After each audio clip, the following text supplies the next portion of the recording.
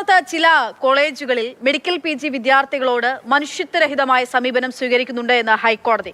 Anjarakandy medical കോളേജിലെ വിദ്യാർത്ഥിയായ നിതിൻ രാജിന്റെ മരണത്തിൽ ഡോക്ടർ MK റാമിന്റെ മുൻകൂർ ജാമ്യാപേക്ഷ പരിഗണിക്കുന്നതിനിടെയാണ് കോടതിയുടെ നിരീക്ഷണം. പ്രദീപ് ജോസഫ് വിവരങ്ങളുമായി ചേരുകയാണ്. പ്രദീപ്, വളരെ ഗൗരവതരമായിട്ടുള്ള ഒരു നിരീക്ഷണമാണ് കോടതി നടത്തുന്നത്. സാഹചര്യം എന്താണ്, പറയുന്ന കാര്യങ്ങൾ?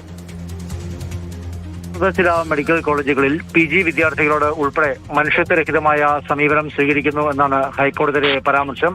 ഇത് അങ്ങേറ്റം ഗൗരവതരമായി കാണേണ്ട കാര്യമാണെന്നും ഹൈക്കോടതി ചൂണ്ടിക്കാട്ടി.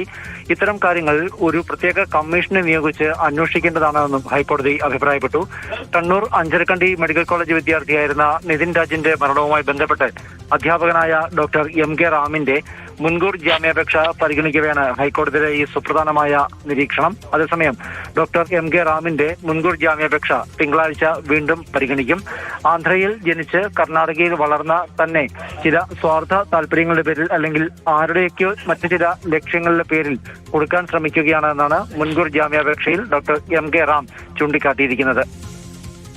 ശരി, വിദ്യാർത്ഥികളോടുള്ള സമീപനത്തിൽ ആണ് ഇപ്പോൾ കോടതിയുടെ ഭാഗത്ത് നിന്ന് വിമർശനം ഉണ്ടാകുന്നത്. മനുഷ്യത്വരഹിതമായി വിദ്യാർത്ഥികളോട് പെരുമാറുന്നു എന്നുള്ളൊരു നിരീക്ഷണം കോടതി നടത്തുന്നു. പ്രദീപ് ജോസഫ് വിവരങ്ങൾ നൽകിയത്.